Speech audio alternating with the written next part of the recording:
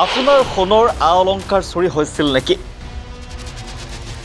আজি আহক জখলাবন্ধা আৰক্ষী থানালৈ। জখলাবন্ধা থানাত সোণৰ আ অলংকাৰৰ মেলা লাগিছে। সোণৰূপৰ আ অলংকাৰ চুৰি কৰি বহিৰাজ্যলৈ যাত্ৰা কৰাৰ পথতে গাঁওৰক্ষী বাহিনীৰ জালত পৰিল এটা চোৰ।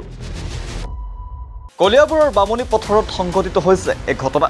বামুণী পথাৰৰ গৌৰৱ দাস নামৰ যুৱকজনে বিভিন্ন স্থানৰ পৰা চুৰি কৰিছিল সোণৰ আ অলংকাৰৰ লগতে নগদ ধন। শুকুৰবাৰে পুৱতি নিশা গৌৰৱ দাস নামৰ যুৱকজনে বহিৰাজ্যলৈ যোৱাৰ লক্ষ্যৰে এটা বেগ লৈ গাঁৱৰ মাজেৰে যাত্ৰা কৰিছিল। যুৱকজনে পুৱতি নিশা বেগ লৈ যোৱাৰ দৃশ্য প্ৰত্যক্ষ কৰিছিল গাঁওৰক্ষী বাহিনীৰ লোকসকলে।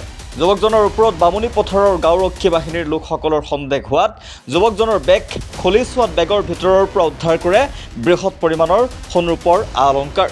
আৰু লগে লগে গাঁওৰক্ষী বাহিনীৰ লোকসকলে খবৰ দিয়ে স্থানীয় জখলাবন্ধা আৰক্ষীক। জখলাবন্ধা আৰক্ষী উপস্থিত হৈ যুৱকজনক কৰায়ত্ব কৰি থানালৈ নিয়াৰ পিছতেই যুৱকজনৰ পৰা উদ্ধাৰ কৰে সোণৰূপৰ আ অলংকাৰ, যাৰ মূল্য প্ৰায় 2 লাখ টকাতকৈ অধিক। দীৰ্ঘদিনৰ পৰা বামুণীৰ বিভিন্ন স্থানত চোৰে সন্ত্ৰাস চলাই অতিষ্ঠ কৰি তুলিছিল ৰাইজক। অৱশেষত গাঁওৰক্ষী বাহিনীৰ লোকসকলে আটক কৰিবলৈ সক্ষম হয় গৌৰৱ দাস নামৰ চোৰক। আজি কেইদিন ধৰি আমাৰ বামুণী অঞ্চলটোত, আমাৰ জখলাবন্ধা থানা অন্তৰ্গত বামুণী অঞ্চলটোত চোৰৰ উপদ্ৰৱটো যথেষ্ট বাঢ়ি গৈছে।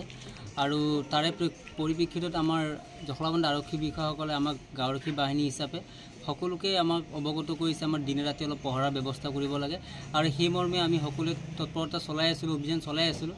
কালি যিজন ল'ৰাক আমি কৰায়ত্ব আটক কৰিছিলোঁ, তেখেত সন্দেহজনকভাৱে মোনাত যথেষ্ট আ অলংকাৰ আৰু নগদ ধনো কিছু পৰিমাণ আছিলে। আৰু তেনেকাতে আমি সন্দেহজনক বুলি ভাবি আমাৰ গাঁওৰক্ষী বাহিনী সকলো লোকেই আমি আহি তাত মানে সন্দেহজনক বুলি তেওঁ চোৱা চিতা কৰাতে সোণৰ আ অলংকাৰ যথেষ্টখিনি আমি পাইছোঁ, নগদ কিছু পৰিমাণ ধনো পাইছোঁ।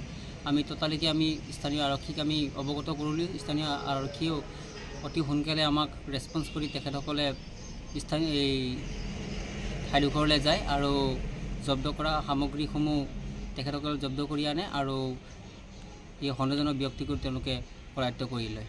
এজাহাৰ দিছে নেকি ঘটনা? হয়, আমি গাঁওৰক্ষী বাহিনী ছেক্ৰেটাৰী হিচাপে বামুণী অঞ্চলৰ হৈ মই এজাহাৰ দাখিল কৰিছোঁ। কলিয়াবৰৰ পৰা অভিজিত অংকুৰৰ প্ৰতিবেদন, দ্য ৰিয়েলিটি।